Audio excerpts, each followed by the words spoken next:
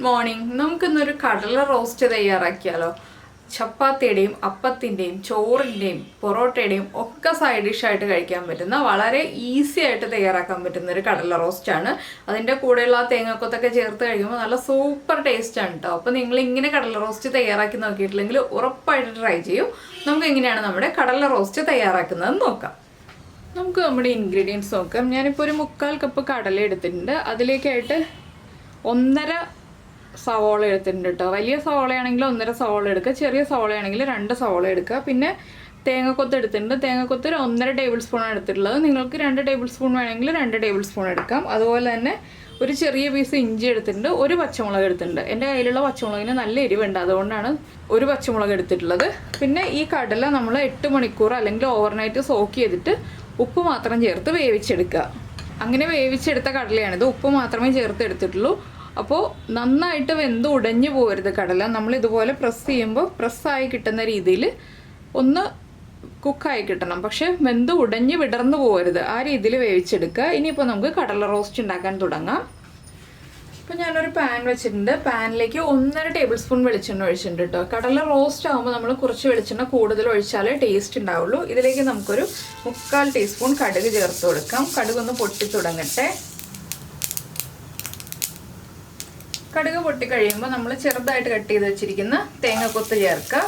തേങ്ങക്കൊത്ത് ചേർത്താൽ ഈ ഒരു കടല റോസ്റ്റിന് കറക്റ്റ് ടേസ്റ്റ് ഉണ്ടാവുള്ളൂ. അപ്പോൾ തേങ്ങക്കൊത്ത് ചേർത്തിട്ട് തേങ്ങക്കൊത്ത് വല്ലാണ്ട് ബ്രൗൺ ആയി പോകണ്ട, അതിന് മുന്നേ തന്നെ ആയിട്ട് നമുക്ക് അടുത്തടുത്ത ഇൻഗ്രീഡിയൻസ് ചേർത്ത് കൊടുക്കാം. തേങ്ങക്കൊത്തൊക്കെ കടിക്കുമ്പോഴല്ലേ ആ കടല റോസ്റ്റിന് നല്ലൊരു ടേസ്റ്റ് വരിക.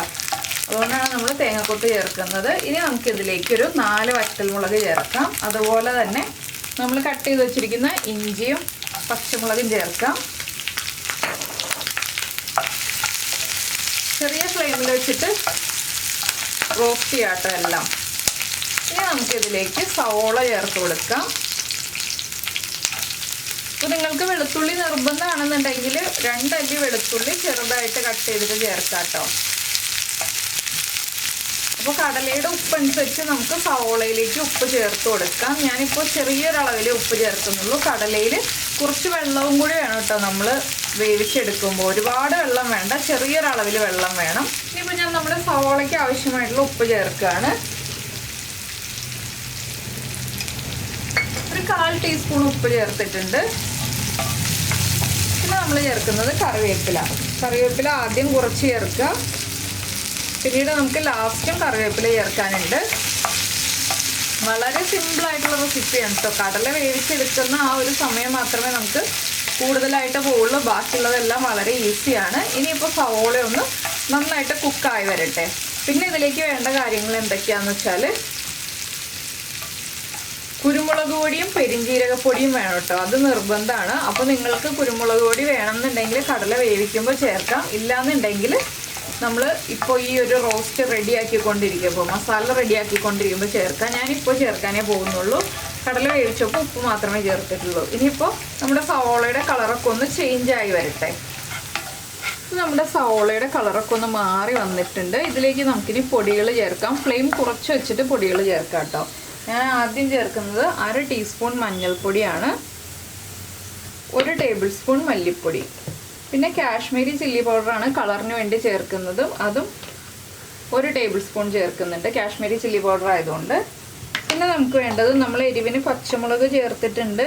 ഞാനൊരു 1/2 ടീസ്പൂൺ കുരുമുളക് പൊടിയും കൂടി ചേർക്കുന്നുണ്ട്, 1/2 ടീസ്പൂൺ ഗരം മസാലപ്പൊടി.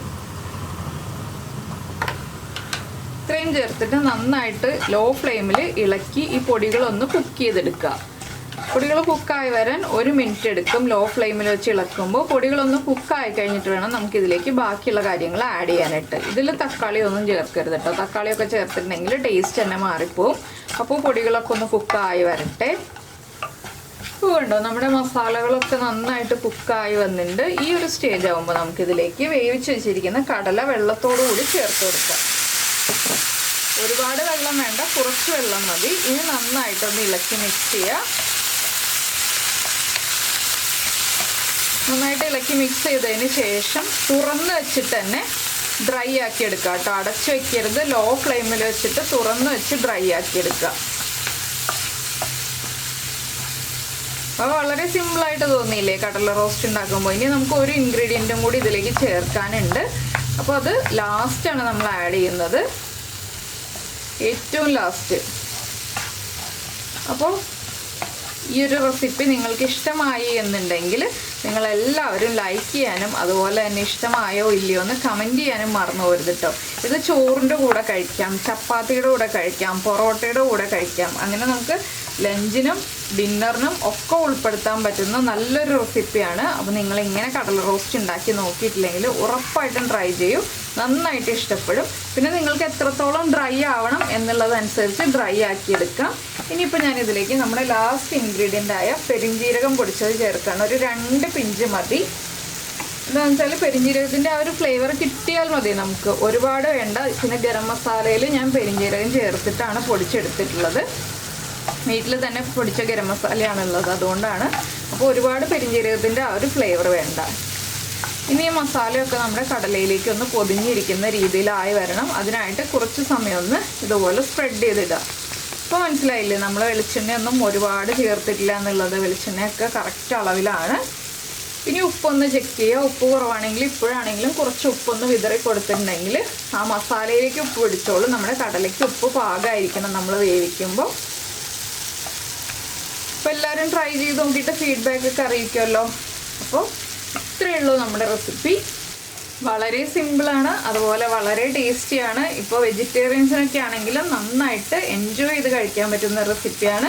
പിന്നെ നിങ്ങൾ കൂടുതൽ ഡ്രൈ ആക്കി എടുക്കുകയാണെങ്കിൽ അത്രയും ടേസ്റ്റ് കൂടും. ഞാനിപ്പോൾ ഒരുപാട് അങ്ങനെ ഡ്രൈ ആക്കി എടുക്കുന്നില്ല. ഇത് സെപ്പറേറ്റായി വിട്ട് വരുന്ന രീതിയിൽ നമുക്ക് ഡ്രൈ ആക്കി എടുക്കാം കേട്ടോ. കൂടുതൽ സമയം നമ്മൾ ഫ്ലെയിം കൂട്ടി വെച്ചിട്ടുണ്ടെങ്കിൽ കൂടുതൽ ഡ്രൈ ആയിട്ട് വരും. ഇനി ഇതിലേക്ക് നമുക്ക് ഒരു കാര്യവും കൂടി ആഡ് ചെയ്യാം, നമ്മുടെ കറിവേപ്പില. ഞാൻ കുറച്ചുകൂടി കറിവേപ്പില ഇട്ടിട്ടൊന്ന് ഇളക്കി മിക്സ് ചെയ്യാൻ പോവാണ്. അപ്പോൾ ഈ ലാസ്റ്റ് കറിവേപ്പില ചേർക്കുമ്പോൾ ആ കറിവേപ്പിലയുടെ ഫ്ലേവർ ഒന്നുകൂടി നമ്മുടെ കടലയിലേക്ക് പിടിക്കും. ആ പച്ച കറിവേപ്പിലയുടെ ഫ്ലേവർ പിടിക്കുമ്പോൾ നല്ല ടേസ്റ്റാണ് കേട്ടോ. എല്ലാവരും ട്രൈ ചെയ്ത് നോക്കുക. നമുക്ക് നമ്മുടെ അടുത്തൊരു റെസിപ്പിയുമായിട്ട് അടുത്ത ദിവസം വീണ്ടും കാണാം.